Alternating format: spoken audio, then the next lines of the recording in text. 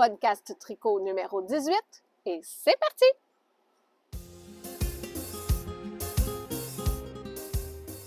Bonjour tout le monde, mon nom est Kezia de chez Alpaga Patchy et aujourd'hui je vous retrouve dans l'enclos des mâles pour vous parler de tricot.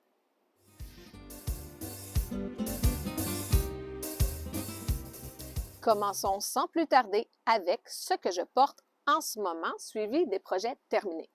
Donc, celui-là, c'est un des projets que j'ai terminé depuis la dernière fois. Je vous l'avais brièvement présenté l'autre fois, mais j'étais très peu avancée. En fait, j'avais fait seulement l'échantillon, puis je crois que j'avais le col et peut-être quelques petits rangs de fait après le col, mais je me souviens plus très bien. Je sais qu'il n'était pas très avancé. Il s'agit du Nuance Tee. C'est un patron de Julia Pirot que j'ai tricoté en test-knit avant sa sortie. Le patron se tricote avec une fibre de grosseur DK. Dans mon cas, j'ai pris la Sandnes Garn Line couleur, je crois que c'était rose lilas, quelque chose comme ça. J'ai choisi de le faire la version avec les trous parce que le patron offre la version trou-trou ou la version qui n'a pas de trous. Donc, les deux sont possibles. Et il y a beaucoup de tailles disponibles. C'est un patron très inclusif, partant du 2X small jusqu'au 6X large. Dans mon cas, j'ai pris la taille numéro 2, donc extra small, et je l'ai tricoté avec des aiguilles US 4, donc 3,5 mm, et US 6, donc 4 mm, tel que recommandait le patron. J'ai eu besoin de 233 grammes de fil. Ah oui, je l'ai ici, ma couleur, je me l'avais noté. C'était pas rose lilas, mais rose lavender. Le numéro, là, c'est 4632. C'est un fil qui est fait à 53% de coton, 33% de viscose et 14 de lin. Donc, idéal pour un petit t-shirt d'été ou comme aujourd'hui, bon, il fait 19 degrés, c'est pas très froid, là. On est bien quand même, mais il y a beaucoup de vent. Donc, avec une petite veste par-dessus, je suis plutôt bien. Je vais quand même vous le montrer sans veste pour que vous le voyez comme il faut.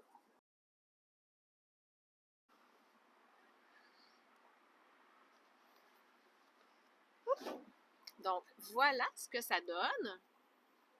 De face, je vais me retourner pour que vous voyez de dos. T'aimes ça, Misky? C'est beau? C'est à ton goût? J'ai rien à manger, par exemple. Juste un chandail à montrer. De dos.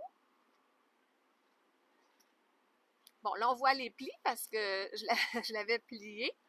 Et je viens tout juste de le sortir de mon armoire, mais je ne l'ai pas laissé défroisser. Hein? Donc, un petit pli dedans, là, mais c'est pas grave. À force de bouger dedans, les plis vont s'en aller et ce sera parfait. Donc, voilà, je l'aime beaucoup. Je l'ai terminé il y a un certain temps déjà et je l'ai déjà porté plusieurs fois. Donc, c'est un patron qui est facile à suivre. La designer nous donne plusieurs astuces tout au long du tricot. Elle nous prend réellement par la main à partir du moment où on tricote l'échantillon jusqu'à la fin du tricot. Même que dans son patron, il y a à plusieurs endroits des petits dessins comme des ampoules électriques avec des astuces qu'elle nous donne et même des points de contrôle. C'est très intéressant. Donc, on commence tout ceci avec le collet, avec la plus petite des deux aiguilles en côte 1-1. Une fois qu'on a fini le petit col, bien, on s'en va faire la section du yoke en changeant notre aiguille, bien sûr, pour l'autre aiguille un petit peu plus grosse. Le yoke se fait très bien. Il y a 5 endroits où on a des augmentations, donc tout est bien détaillé dans le patron. Et après avoir fait ces augmentations-là, il y a un premier point de contrôle. On essaye le chandail, voir si tout est correct avant de continuer. Ensuite, on continue, on s'en va faire la séparation pour les manches. Et je ne sais pas si c'était exactement là, mais ou juste un petit peu après, il y avait un autre point de contrôle avant de descendre toute la mer de Jersey, là. Il y a un autre point là où on va vérifier si tout fait bien avant de continuer. Normalement, on continuerait tout le chandail et on reviendrait à la toute fin faire les manches. Moi, comme d'habitude, ben, je descends un petit peu, puis quand je vois que j'ai fini une balle, avant d'en commencer une autre, là, ben, je fais mes manches, je l'essaie, ça me permet de voir là, si tout me plaît, puis de voir la quantité de fibres qui me reste ensuite pour pouvoir dérouler le long du corps. On continue, on continue. Rendu là, tout est très simple. On fait juste du tricot en rond avant d'arriver à la petite bande finale qu'on va refaire avec nos plus petites aiguilles. Dans mon cas, j'ai fait 5 cm de plus que ce qui était recommandé dans le patron parce que, bon, je peux le porter comme ceci, mais je pourrais aussi décider de l'entrer dans mes jeans ou dans mes pantalons, peu importe ce que je porte là. Donc, avec une petite longueur de plus, ça me permet de le porter des deux façons. J'aime bien cette longueur-là quand ça m'arrive ici. Je me sens très à l'aise et je porte souvent ce genre de vêtements-là. Je l'aime beaucoup. J'aime le résultat, j'ai aimé le tricoter et j'aime le fait qu'il peut se porter autant comme aujourd'hui avec un jeans ou avec un pantalon ou une jupe plus habillée aussi. Donc, il peut être porté dans la vie de tous les jours, mais il pourrait être porté aussi pour une petite sortie au restaurant, quelque chose, parce qu'il est assez beau pour ça. Et là, oh oh, il commence à tomber quelques petites gouttes de pluie. Donc, est-ce que je vais pouvoir continuer dehors ou je vais devoir rentrer?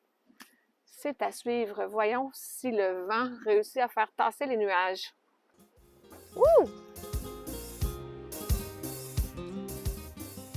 Le prochain projet que je veux vous présenter, c'est un bandeau que j'ai réalisé dans le cadre d'un test knit pour la designer Kalura Hudson.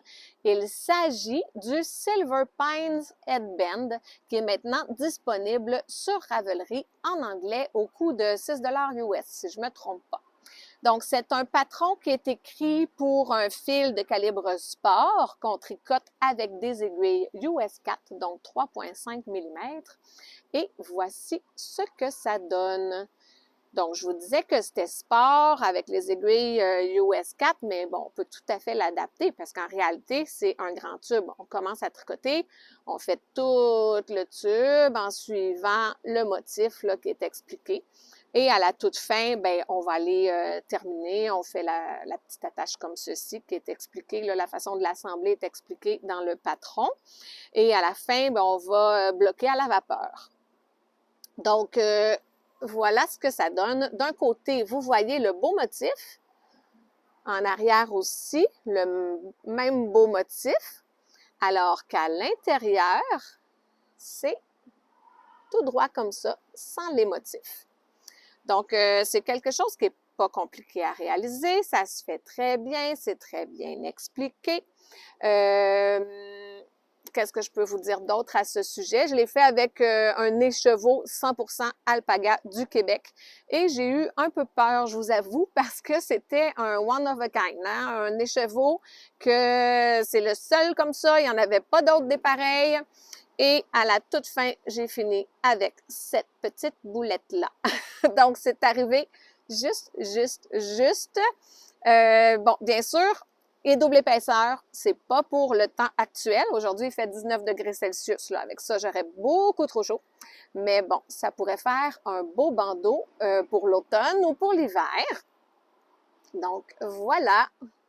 Un beau petit projet qui se fait quand même assez rapide. Hein? Un bandeau, c'est pas trop long à tricoter. Le Silver Pines Headband de Kalura Hudson.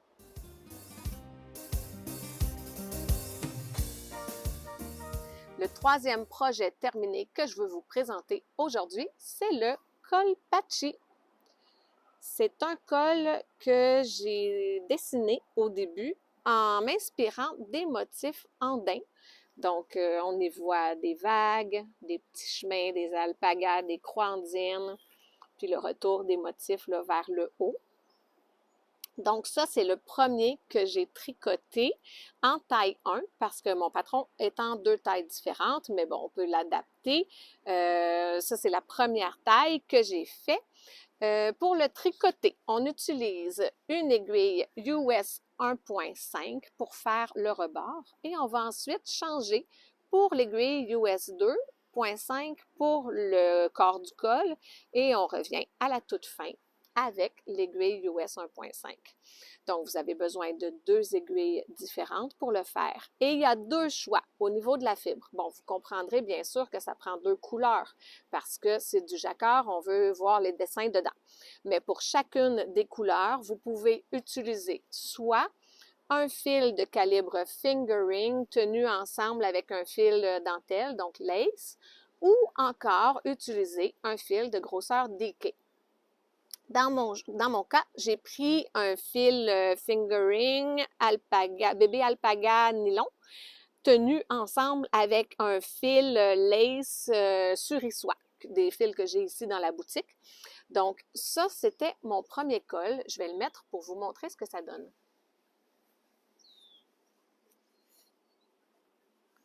Vous voyez que la taille est parfaite pour moi parce qu'il se tient proche du corps.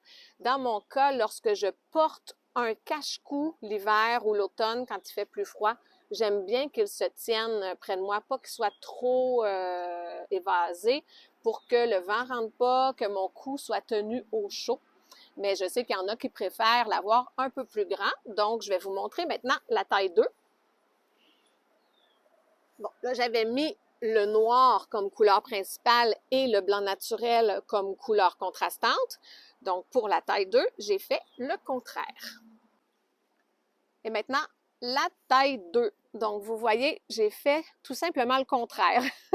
J'ai mis la couleur blanc naturel comme couleur principale et le noir pour la couleur contrastante. Donc, la taille 2 a une section de croix andine de plus, donc 2 alpagas de plus dans le tour du col. Si je l'enfile pour que vous voyez ce que ça donne, attention, attention. Et voilà. Bon, je disais tout à l'heure que j'aimais bien quand c'était collé pour l'hiver, mais vous voyez, celui-là, il est juste un petit peu plus grand, mais il est tout aussi beau, hein? Ça dépend comment on aime le porter. Si on veut avoir un petit peu plus de tissu comme ça, là, ça donne un très beau style aussi. Voilà. Donc, comme je vous disais tout à l'heure, le patron est maintenant disponible sur Ravelry en français et en anglais aussi. Le col patché.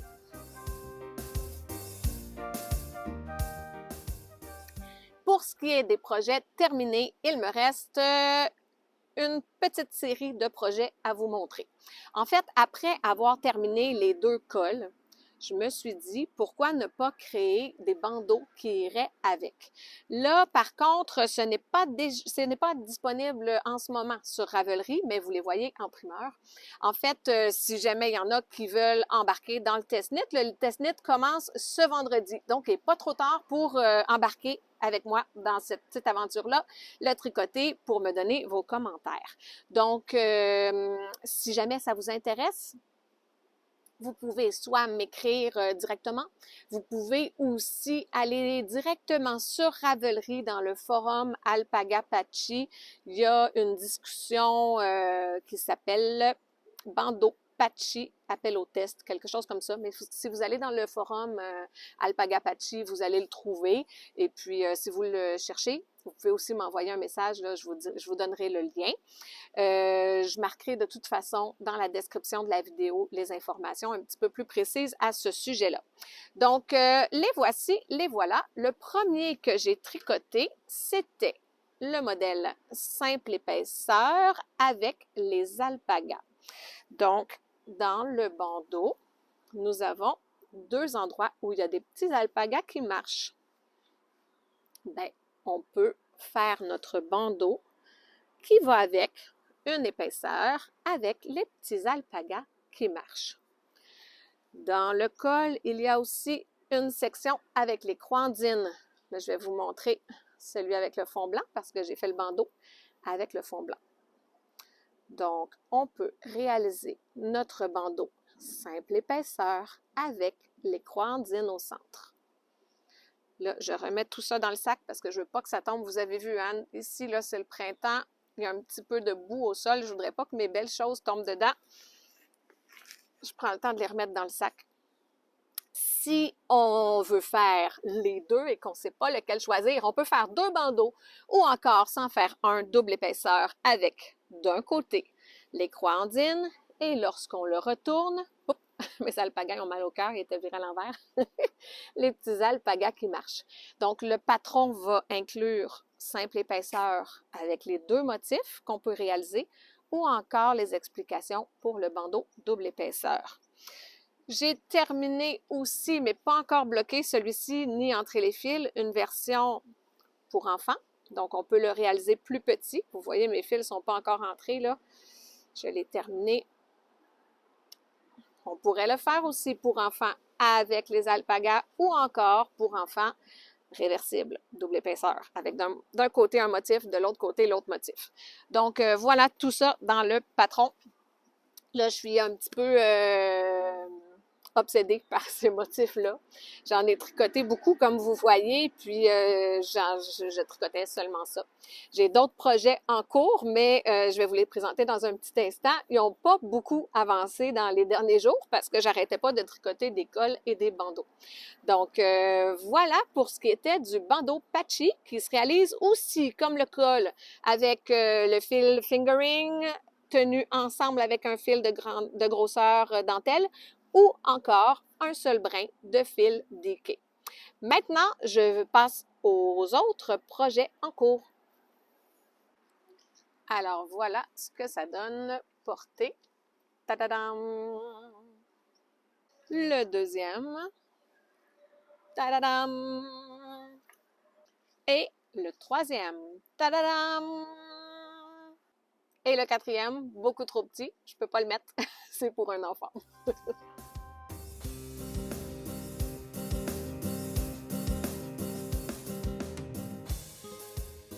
Lors du dernier podcast, je vous avais présenté mon confetti crop top que j'aime beaucoup porter. Je trouve que c'est un tout-aller. Il se porte pas mal dans la vie de tous les jours. Et lorsque une de mes amies tricopines l'a vu, elle a dit « Ah, j'aimerais me tricoter un chandail. » Et je lui ai dit « Ben, si tu veux, commence et je vais le faire en même temps que toi. » Donc, j'en ai commencé un deuxième avec 7 couleurs de fibres. Donc, vous voyez, c'est une belle fibre avec plein de couleurs. Et je suis pas très avancée. J'ai fait juste le col avec... Et puis là, ben, comme je me suis lancée dans un paquet de cols et de bandeaux que je vous ai présenté tout à l'heure, ben mon chandail a pris un petit peu... n'a pas pris le bord, là, parce que je vais le terminer quand même. Là. Je crois qu'il va être très, très beau, mais il a pris une pause. Donc, je l'ai mis sur pause le temps de faire d'autres projets. Mais bien sûr, je vais y revenir. Puis comme c'est un tricot qui ne demande pas beaucoup de concentration, parce que une grande partie de celui-ci, là, c'est juste du tricot en rond, en point, en droit, bien, je crois que je vais me le garder dans un sac que je traîne lorsque je vais dans des rendez-vous tricot, quand je vais dans des endroits où j'ai pas besoin de me concentrer parce que je veux parler avec des gens, tout ça. Donc, je l'aurai avec moi pour ces occasions-là. Ça va être mon tricot zéro cerveau que je vais garder ou en voiture peut-être, qui avancera peu à peu. Mais je finirai par avoir mon deuxième confetti crop top de Knitatude. Le prochain projet que je veux vous parler dans mes projets en cours, c'est les Suzy Rogers Reading Mitts. Donc, vous aurez deviné que la designer est Suzy Rogers. Donc, c'est un patron qui est paru en 2012 et il y a plus de 8000 projets sur Ravelry. C'est un patron gratuit, des petites mitaines pas de doigts. Je l'ai commencé, mais bon, ce n'est pas terminé encore. Donc, ça, c'est la partie que j'ai fait. Il y a 3 tailles, donc femme petit, moyen ou large. Ça demande de 183 à 192 mètres de fil de taille DK. Moi, j'ai pris un fil 100% bébé alpaga et je fais la taille petit. Quand on commence, bon, on fait notre montage, on tricote quelques rangs. Ensuite, on a une petite section ici avec des petits trous. On continue de tricoter. C'est tout simple. Là, il y a un petit patron aussi à suivre. Tout ça en tricotant en rond. Dans ce cas-ci, là, je le fais avec des petites aiguilles comme ça. Donc, voilà.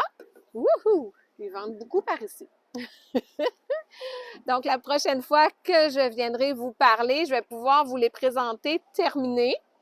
Aujourd'hui, ben, c'est un petit avant-goût de la première mitaine.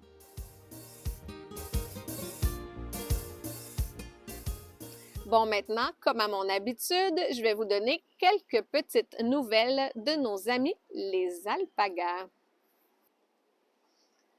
Donc, comme vous avez vu, mon petit Pisco, à gauche ici, est maintenant rendu avec les grands garçons. Comme il grandissait, il ne pouvait pas rester avec les femelles. Alors, on a pris le temps de bien l'intégrer. Il est maintenant un des membres du troupeau des garçons. C'est fini, mon bébé, t'as tout mangé. On a dû y aller graduellement afin qu'il s'habitue avec les autres. On a commencé par le mettre avec Miski, le plus petit du groupe.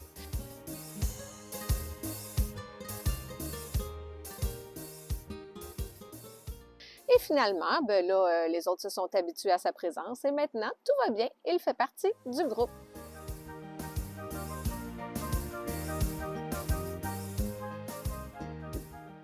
Pour terminer, je voulais vous parler aujourd'hui du Me Made Me. Donc, le Me Made Me, c'est un petit défi que certaines personnes se lancent d'année en année pour porter à chaque jour des choses qu'ils ont fabriquées. Dans mon cas, j'ai décidé cette année d'y participer, mais je me dis que chaque jour, je veux porter au moins un item de ma garde-robe que j'ai fait, que ce soit du tricot, du tissage ou de la couture. Je me rends compte, déjà, on est juste au début du mois de mai, mais je me rends compte que j'ai quand même plusieurs items que j'ai fait moi-même, mais que certains, il y en a que je porte très souvent, alors qu'il y en a d'autres que je porte vraiment pas très souvent. Tu sais, des fois, on fait un ménage dans nos vêtements, puis on se dit, si ça fait 1 an que je ne l'ai pas porté, eh bien, je le donne au suivant, mais quand c'est les choses que j'ai fait moi-même, j'ai plus de difficultés à m'en séparer quand c'était dans ma garde-robe. Donc, le défi du mois de mai me permet, bien, premièrement, de revisiter tous les projets que j'ai faits et que j'ai gardés pour moi, parce qu'il y en a certains qui étaient pour la boutique, il y en a qui étaient pour mes enfants ou pour donner en cadeau, peu importe. Mais ceux que j'ai faits pour moi, ça me permet de les revoir, parfois de les adapter. Il y a une camisole qui a grandi, je me dis, je vais probablement faire des petites coutures pour que je recommence à la porter parce que finalement, je la porte plus, même si je l'aimais vraiment beaucoup au départ. Puis, il y a certains items que je garde et que ça fait tellement longtemps que j'ai pas porté que je me dis, en m'obligeant un petit peu à repasser tous ces objets-là de ma garde-robe, ben ça va me permettre de le porter pour que je puisse voir, est-ce que finalement j'aime le porter, est-ce que je suis confortable dedans, est-ce que je le garde pour les bonnes raisons, ou si je serais peut-être mieux de passer au suivant et de le donner à quelqu'un qui va plus en profiter. Donc, pour moi, cette année, je le fais, le Me Made Me, mais c'est vraiment une façon de revoir les items que j'ai faits. Donc, je me donne quand même de la latitude, là. C'est pas juste des choses tricotées. Je suis pas obligée d'être vêtue de la tête aux pieds de ce que j'ai fait, mais un item par jour, qu'il soit tricoté, tissé, cousu, peu importe. Et puis, en même temps, ben, j'en profite pour faire un petit ménage dans mes vêtements et parfois les ajuster pour peut-être avoir envie de les porter plus à l'avenir. Donc, pour terminer, j'aimerais vous demander, vous, est-ce que vous faites le Me Made Me ou l'avez-vous déjà fait? Bon, je vous dirais que moi, cette année, comme je le fais, je penserais pas le refaire l'année prochaine parce que, bon, j'aurais peut-être, ben, pas peut-être, mais j'aurais certainement des items de plus, mais pas pour faire un mois complet de tenues vestimentaires différentes de cette année. Donc, je crois que c'est quelque chose que je fais maintenant, que soit je ne le referai plus, ou soit je le referai, mais dans plusieurs années. Alors, à votre tour, avez-vous déjà fait ça? Est-ce que c'est un projet qui vous tente? Est-ce que vous y participez peut-être cette année? Donc, vous pourrez me répondre en commentaire. Et sur ce, je souhaite à tous un beau mois de mai et on se revoit bientôt. Au revoir!